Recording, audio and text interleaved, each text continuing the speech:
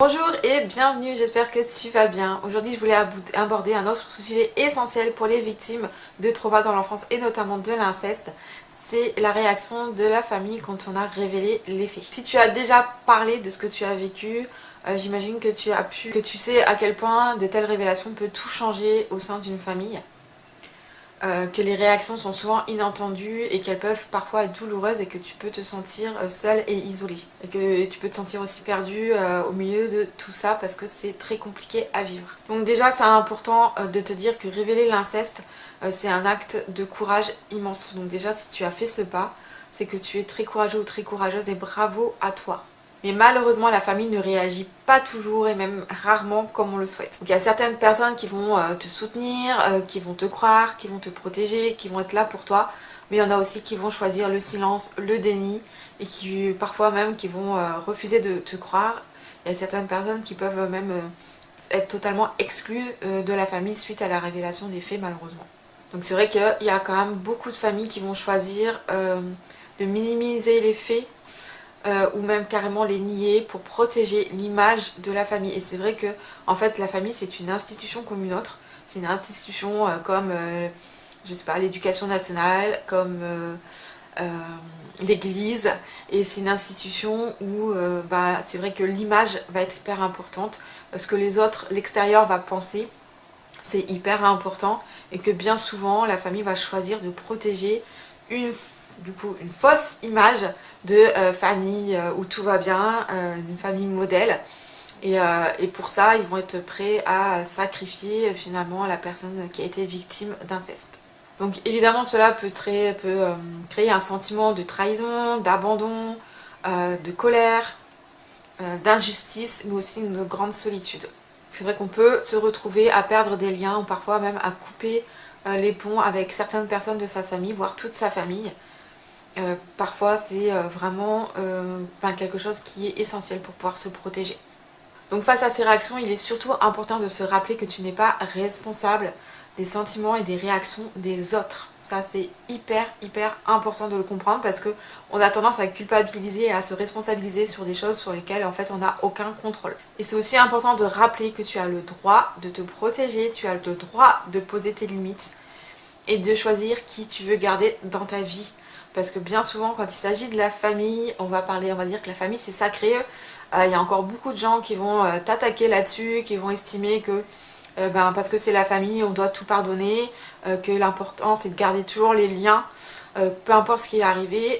Non en fait, comme on dit, on ne choisit pas sa famille. À partir du moment où être en lien avec ta famille c'est plus de souffrance qu'autre chose, tu as le droit de te protéger, tu as le droit de prendre la distance, voire de couper les ponts, que ce soit pour un temps ou pour toujours, et que tu dois penser à toi et à ton bien-être et à ta reconstruction.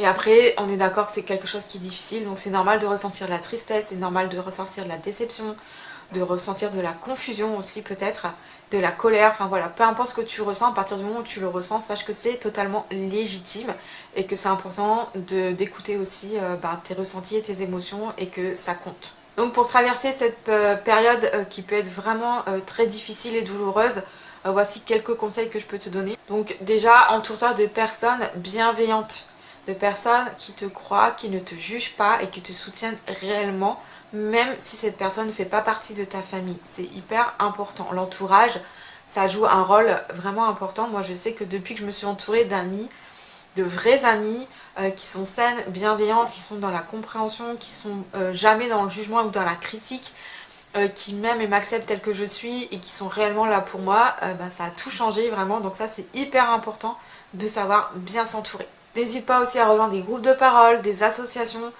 qui sont spécialisées sur le sujet et qui vont pouvoir t'apporter une écoute et un soutien et peut-être te conseiller aussi si tu sais pas trop quoi faire en étant dans cette situation. C'est important d'être entouré de personnes qui vont être en capacité de t'écouter sans te juger et aussi t'apporter peut-être des réponses à tes questions, des conseils et qui vont être là pour toi. Prends aussi soin de toi, accorde-toi du temps, accorde-toi des moments pour toi où tu vas prendre soin de toi, où tu vas faire des choses qui te font du bien. C'est normal d'avoir besoin de temps aussi pour digérer les réactions, pour digérer tout ce qui s'est passé, pour prendre du recul. Donc n'hésite pas aussi à prendre ce temps-là pour toi, aussi pour te reconstruire à ton rythme. Et enfin, rappelle-toi que tu as le droit de couper contact ou de prendre de la distance avec celles et ceux qui ne te soutiennent pas, qui te font du mal et qui ne te respectent pas, peu importe que ces personnes soient de ta famille ou pas. Donc si tu traverses cette situation, bah sache déjà que tu n'es pas seule. On est malheureusement beaucoup à vivre cette situation-là. Donc sache que ce que tu vis, ce que tu ressens, ben, c'est normal et que tu n'es pas le seul ou la seule à le vivre actuellement. Il existe des ressources, il existe des professionnels, il existe des personnes, des espaces d'écoute pour t'accompagner, pour t'aider à traverser cette période qui est vraiment douloureuse. Prends bien soin de toi et de ta santé mentale, c'est ta priorité. N'hésite pas à demander de l'aide. Ça aussi, je sais que c'est quelque chose qui peut être difficile, mais il ne faut pas hésiter à aller chercher à demander de l'aide. Tu y as le droit. N'hésite pas à poser tes limites et vraiment, comme je l'ai déjà dit, à t'entourer de bonnes personnes bienveillantes qui te respectent. Donc merci vraiment d'avoir regardé cette vidéo. Prends bien soin de toi et avance à ton rythme et surtout n'oublie pas, révéler la vérité est un acte de courage et que tu mérites d'être entouré de respect, de soutien et de bienveillance face à ça. Donc si ce n'est pas ce que tu recueilles dans ta famille, eh ben c'est ok de prendre ta distance, voire de couper les ponts.